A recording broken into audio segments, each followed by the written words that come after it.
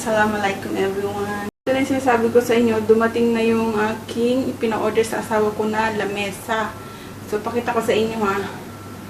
Di ba may hinihintay tayong lamesa? So, ito na siya. So, ayan na yung ating pangmalakasan na lamesa. 8-seater yan kasi nga, darating yung aking mga biyana. So, ayan na yung itsura niya. Ayan na yung sofa bed namin. Kasi dyan matutulog in case kapag hindi kasya doon sa isang kwarto. Kasi sa isang kwarto, kasya lang doon ay 4 na tao. Sa bed ni Nacho. So, pwede yan ibuklad. Tapos, so, ito na ang itsura ng aming supanaw. O, diba? Maganda na siya tingnan. Talagang sakop na niya yung lamesa. Pinalibutan na yung lamesa na maliit. Ano ng kulay. So, ito na yung lamesa na in-order namin. 8-seaters yan. Kasi nga, dadating yung aking biyanan, diba? At saka mga kamag-anak ng aking asawa. So, kailangan talaga namin yan. So, ito na yung itsura niya ngayon. Malaki na talaga. Tsaka doon sa sala. So, wala na talagang space. Yung luma naming lamesa, babaklasin na yan siya kasi nga, bulok na jud siya. As in, bulok na. So, hindi na siya pwedeng hatiin bitaw kasi ang gusto ko hatiin siya sa gitna para malagay ko dun sa isang balcony ba. Maganda dun magkapi-kapi. So, hindi na siya pwede kasi bulok na. Gagawin ko ngayon is magluluto na lang ako para tuloy-tuloy yung pahinga ko.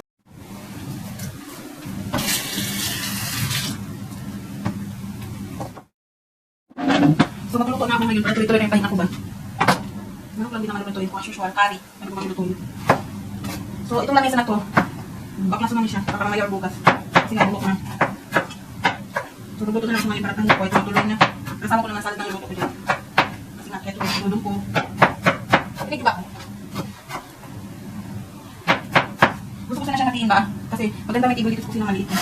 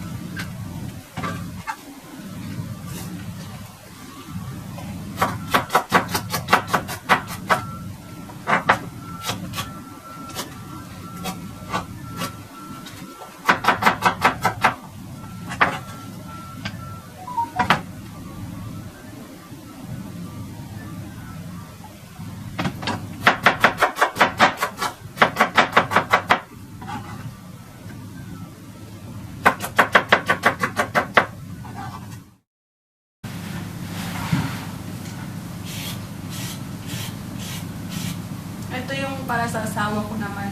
Tsaka ito. Salad lang.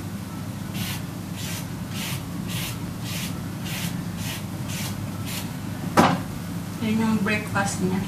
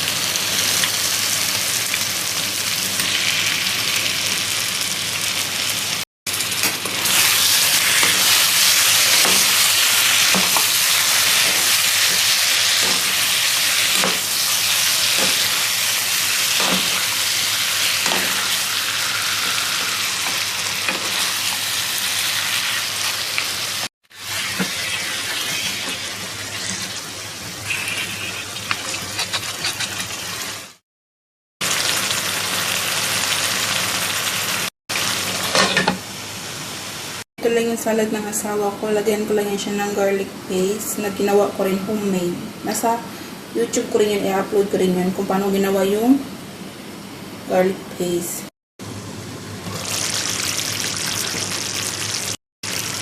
This one, optional lang to itong butter kung gusto nyo lagyan ng butter. Ako nilagyan mo siya ng butter kasi nga para malinamnam siya. So optional lang yan kung nalagyan nyo o hindi. Tapos luto na yan siya. Hayaan lang natin siya ganyan.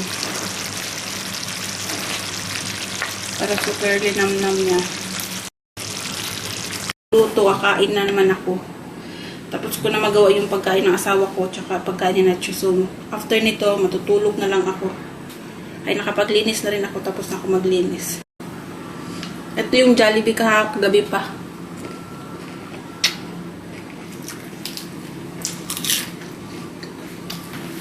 May rice man ako dito.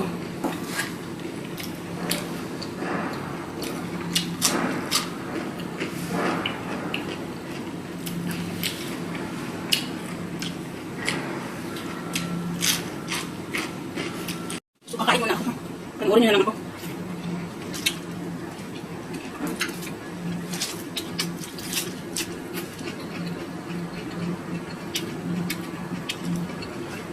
May dawid-dawid pala yung asawa ko.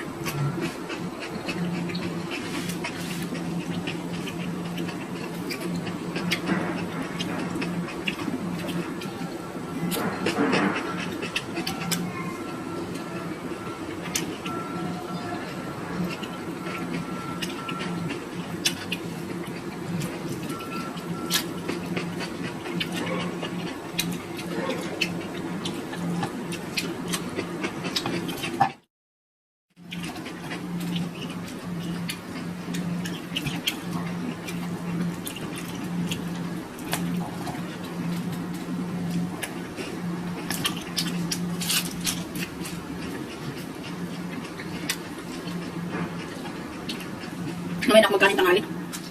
Magkain lang naman ito. Tapos na ako. Bye!